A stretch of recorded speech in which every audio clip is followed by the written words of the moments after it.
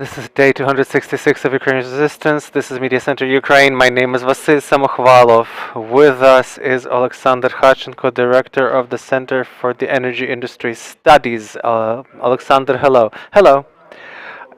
We know that we can't see you. For the very banal reason that there's not enough power to load video. And obviously we lack this power, this capacity, also because of yesterday's shellings, attacks on critical infrastructure. The first question then is, what happened yesterday? How serious is the damage?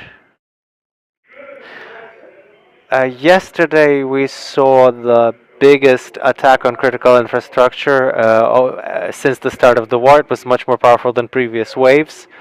It was much more powerful than October 10th, than October 16th, and the 22nd. This was an unprecedentedly strong terrorist attack. I'm sure that many have seen the information, how many missiles were taken down, how many reached their targets.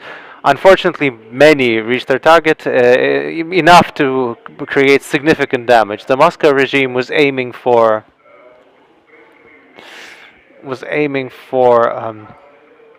our nuclear power plants, the energy distributors are nuclear power plants, and also trying to cut off the Ukrainian energy grid from the European grid.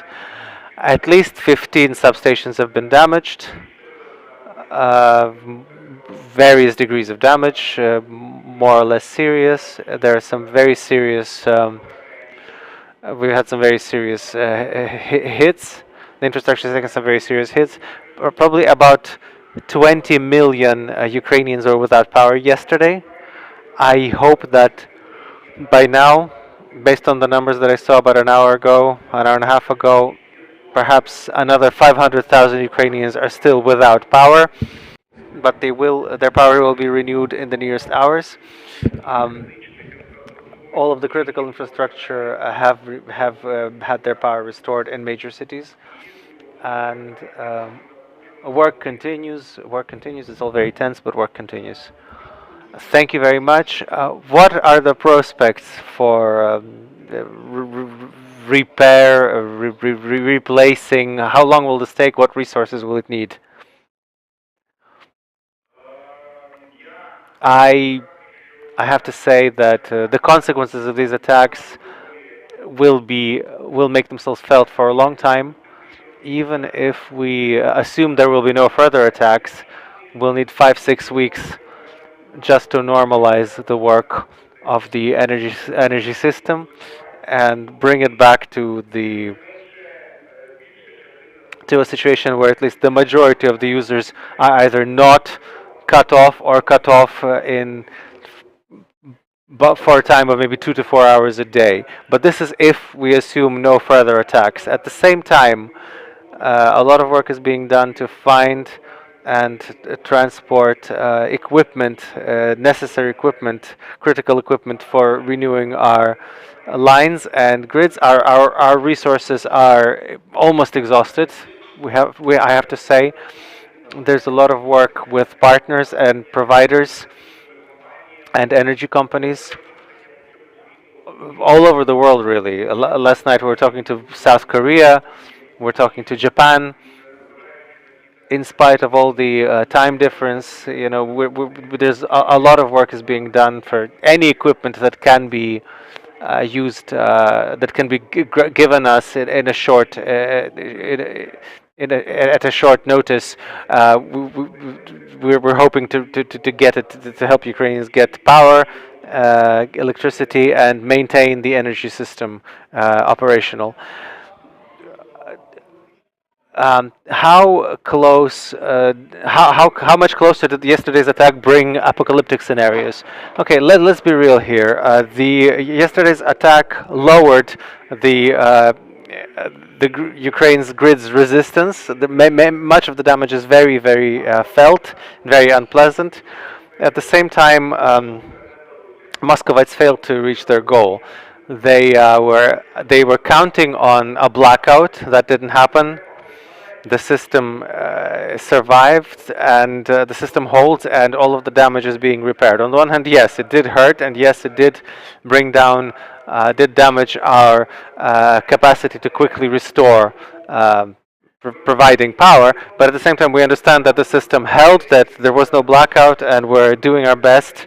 We, in the energy sector, are doing our best to bring back the reserve, the capacities.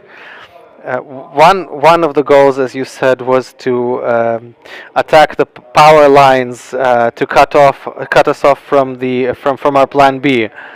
Can we diversify these risks? Can we diversify these risks and create new lines, new additional lines, etc.? Is that possible?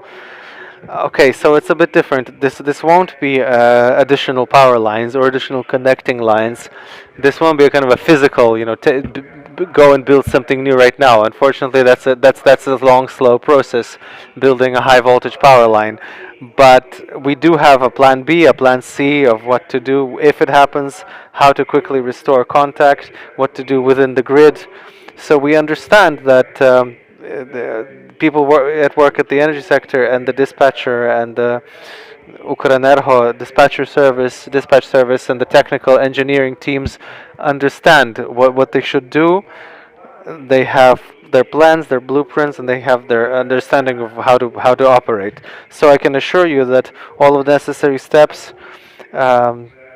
to prevent the worst case scenarios are being taken, and are being taken with great alacrity.